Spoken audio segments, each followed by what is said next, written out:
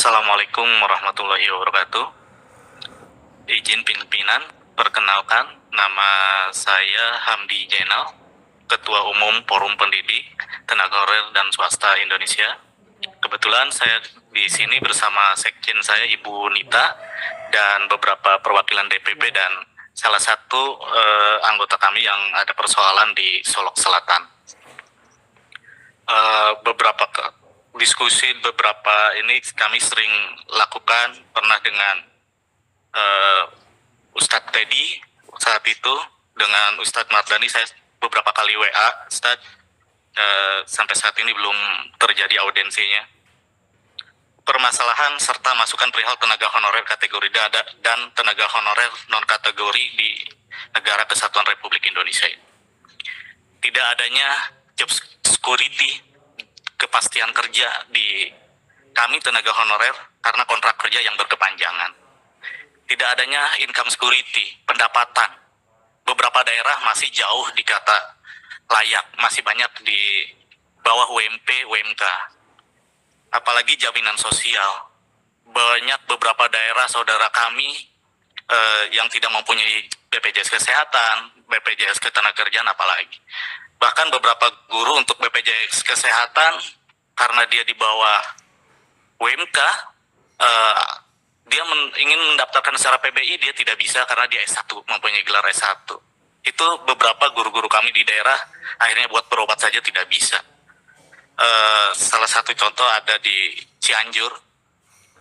Dasar hukum pengangkatan jalur khusus tenaga honorer itu, kami ini kan berada di PP 48, Junto 43, Junto 56, dan seterusnya. Bapak Ibu pimpinan dan anggota DPR yang kami hormati mungkin sudah tahu persoalan-persoalan kami. Latar belakang kami berharap pemerintah bisa menjalankan apa yang disepakati 15 September 2015. Ini sudah ada roadmap-nya. Kami minta dorongan dari anggota DPR ini untuk dibuka kembali.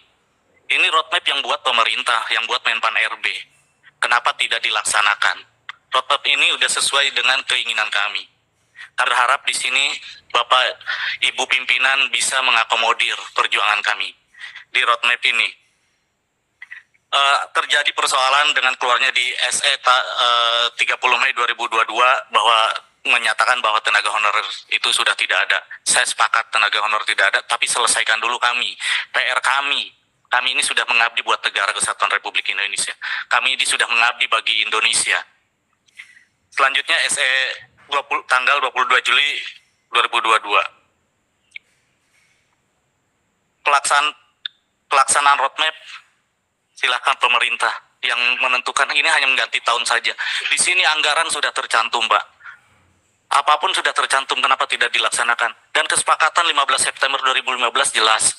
Di situ ada Menpan RB, ada BKN, ada KSN, ada Menkyu, ada Komisi 2 DPR RI, dan diumumkan di ruangan ini saat itu. Kami berharap ini bisa diperjuangkan. Selanjutnya terjadi kendala di lapangan, Pak, dengan keluarnya SE tanggal 22 Juli ini. Kawan-kawan kami salah satu contoh dari Solok Selatan. Ini mereka dirumahkan dengan alasan tidak adanya honorer lagi. Padahal surat sendiri belum keluar. Surat sendiri belum keluar, tapi mereka sudah dirumahkan. Mereka, dengan dirumahkannya mereka tidak bisa mengikuti pendataan. Mereka tidak bisa membuat akun. Dan sudah berkirim ke Menpan RB, dan dijawab oleh Menpan RB mereka untuk didata. Tapi sampai saat ini kawan-kawan kami belum didata juga. Dan kalau memang serius pemerintah dan DPR ini untuk memperjuangkan kami, mohon maaf, mohon izin pimpinan. Kami juga sudah membuat beberapa DIM mungkin pada 2015, 2016 berseliweran DIM. Kami juga sudah membuat DIM yang sudah di FGD-kan dengan pakar hukum tata negara. Kami FGD-kan di UNJ bersama Pak Margarito kami saat itu. Kami juga berharap tenaga honor kategori 2 ini janganlah dipersulit. Kenapa? Di tahun 2015, Pak, guru bantu swasta DKI Jakarta itu bisa di PNS-kan atau diberikan status. Itu terjadi, itu setelah berlakunya Undang-Undang ASN. Itu bisa dengan diskresi. Di sana jelas hanya menindaklanjuti arahan Bapak Presiden Pak Yudi Krisnandi saat itu. Kami berharap kami juga bisa kan sama-sama mengabdi untuk negara kesatuan Republik ini. Selanjutnya terjadi persoalan-persoalan lagi, Pak. Kawan-kawan kami tadi menitip dan kawan kami juga dari Solok Selatan, guru honorer di Solok Selatan itu ada kurang lebih 600 orang. Mereka lulus passing grade, tapi mereka tidak didaftarkan. Mereka sudah lulus, mereka tidak didaftarkan untuk masuk dalam pendataan, masuk dalam sekarang pembukaan, Pak. Mereka tidak bisa karena daerah tidak membuka keran buat mereka. Bila mereka tidak didaftarkan, mereka yang sudah lulus ini bisa hilang, Pak. Akan hilang datanya. Selanjutnya di Permen nomor 20, guru ASN yang memenuhi ambang batas seleksi P3K Japung Guru tahun 2021, pendataan tenaga honorer di lingkungan instansi pemerintah, perpanjangan pendataan honorer bagi kawan-kawan kami yang contoh ada kawan saudara kami juga, mereka tidak bisa didata. Kami minta jalur khusus, Pak. Karena mereka juga sama, Pak, pernah mengabdi untuk negara kesatuan Republik ini. Mungkin untuk terkait Solok Selatan bisa ditambahkan Bu Dewi yang lebih ini, Pak. Ini langsung dari Solok Selatan baru datang semalam. Ya, silakan. Jadi kita waktunya ya sedikit karena sudah diambil tadi. Ya. Mungkin 2 menit atau 3 menit ya. Ini kita lanjut lagi karena kita sepakat jam 14.30 nanti kita selesai. Oke, silakan Bu. Assalamualaikum warahmatullahi wabarakatuh. Assalamualaikum warahmatullahi wabarakatuh. Terima kasih kepada Bapak dan Ibu Dewan Pimpinan yang terhormat. Saya Dewi Haryanti, Ketua dari Forum Honorer Solok Selatan. Di sini Pak, saya akan menambahkan dari Bang Hamdi tadi. Kami di sini kategori 2 dari Forum Honorer Solok Selatan itu ada berjumlah 1.559, Pak. Dari 1.559 ini itu ada 4 forum, Pak. 4 kriteria, Pak. Yang dimana ada kategori 2 sebanyak 147 yang datanya sampai saat ini masih aktif di BKN. Sudah kami cek di BKN, Pak, minggu yang lalu. Dan non kategori 2 itu sebanyak 552 yang itu di dalamnya ada nakes dan tenaga teknis. Dan satu lagi itu ada lagi bagian guru passing grade itu berjumlah 244 dan non passing grade tambah yang ada terdata di Dapodik itu lebih kurang 600. Di sini Pak, yang kami harapkan karena kami di Honorer Solok Selatan itu berjumlah 719 orang itu kami dirumahkan, Pak. Dirumahkan kami tanpa surat dan tanpa pesangon dan tanpa pemberitahuan kapan status kami ini dirumahkan. Bahasa kerennya dirumahkan gitu, Pak, tapi di PHK secara tidak hormatnya gitu. Kami sudah melakukan mediasi dengan Bupati, dengan Dewan DPRD, dan juga bahkan kami DPRD Provinsi dan juga ke Pak Gubernur. Tapi belum sampai saat ini kami belum ada belum ada tindak lanjut dari nasib kami yang honorer yang dirumahkan ini, Pak. Bahkan kami sudah sampai ke Menpan RB dan kami diterima oleh Pak Alek, sampai ke BKN, dan juga kami sudah sampai ke staf ahli Presiden itu Pak Linis Kogoya. Sampai saat ini kami belum ada jalan dan kejelasan status kami. Kami dirumahkan dengan alasan tidak adanya dana dan memberlakukan surat Menpan RB per tanggal 31 Juli 2022 yang tidak boleh adanya pegawai honorer. Tapi itu belum berlaku, Pak. Berlakunya itu dalam surat itu kan November 2023. Tapi di sini dari pihak Pemda Solok Selatan dengan dirumahkan kami, tetapi mereka merekrut tenaga baru sebanyak lebih kurang 630. Sementara kami yang dirumahkan ini, Pak, dari 2005 kami tidak punya gaji, Pak. Kami hanya di sukarela sampai tahun 2013. Setelah seleksi 2013 itu seleksi kategori 2 itu baru kami digaji, Pak. Dengan gaji yang menurutnya tidak sesuai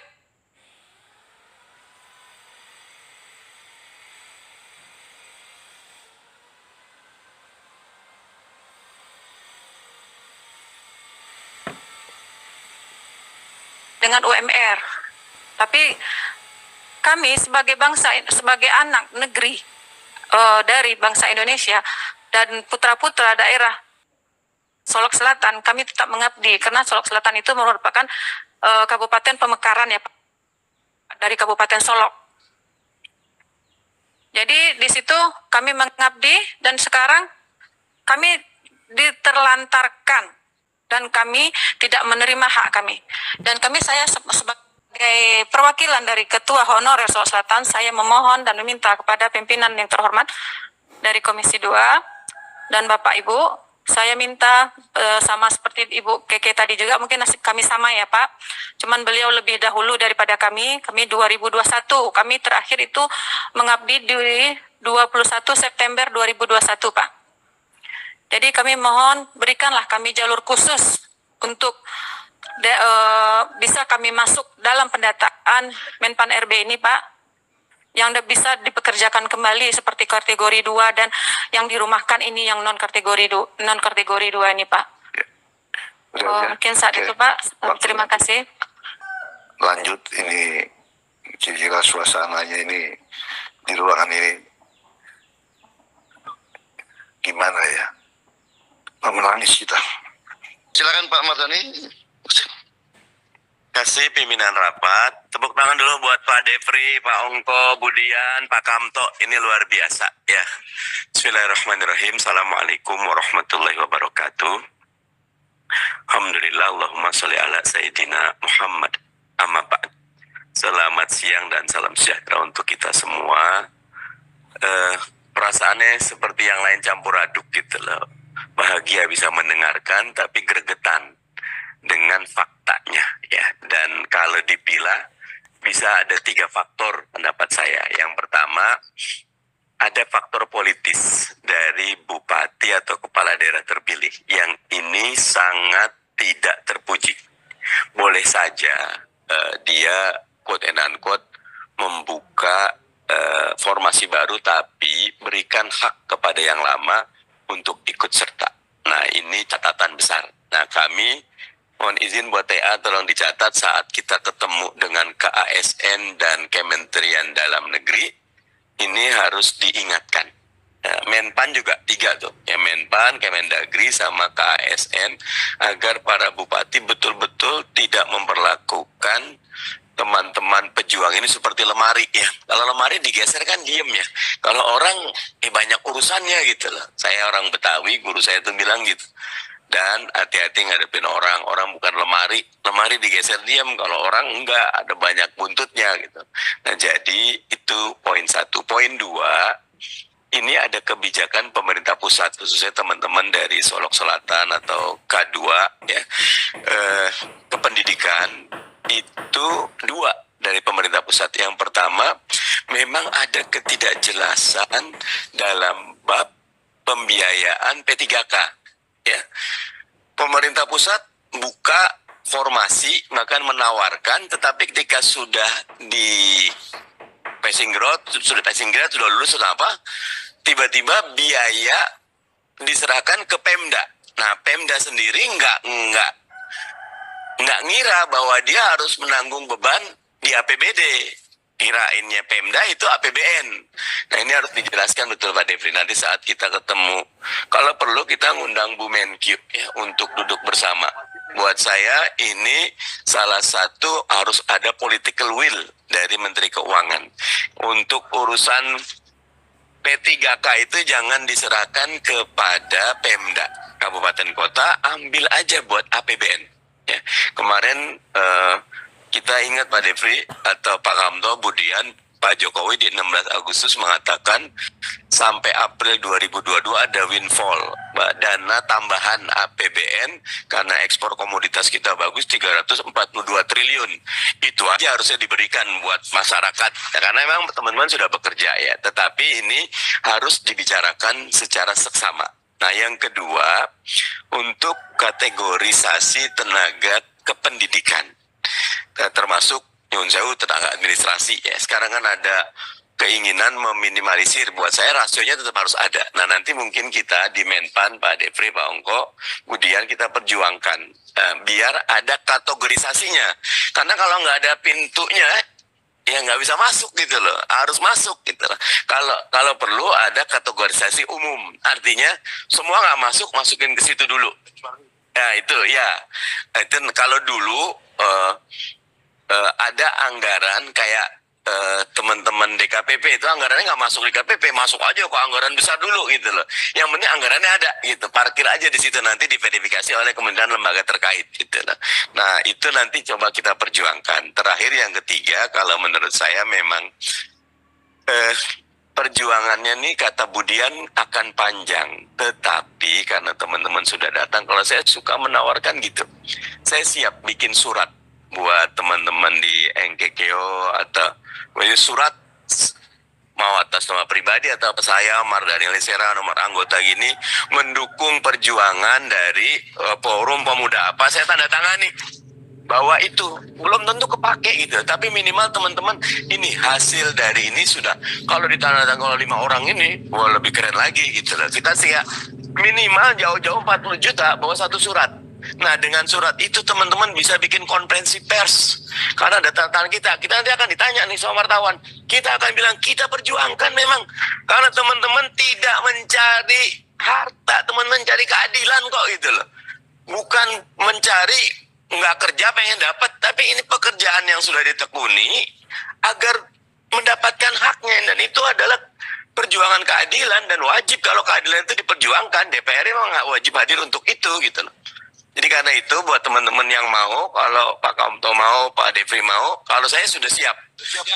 Kita tanda tangan bersama nih, minimal. Terima kasih pimpinan. Itu udah 5 fraksi gitu. Walaupun kalau usul saya, kalau fraksi kita harus izin minimal personal dulu. Kalau personal enak, Walaupun saya yakin fraksi saya, tapi kan lebih cepat lebih baik. Kasih nomor anggota kita masing-masing, udah gitu. Karena yang teman-teman perjuangan tidak ada yang melanggar hukum.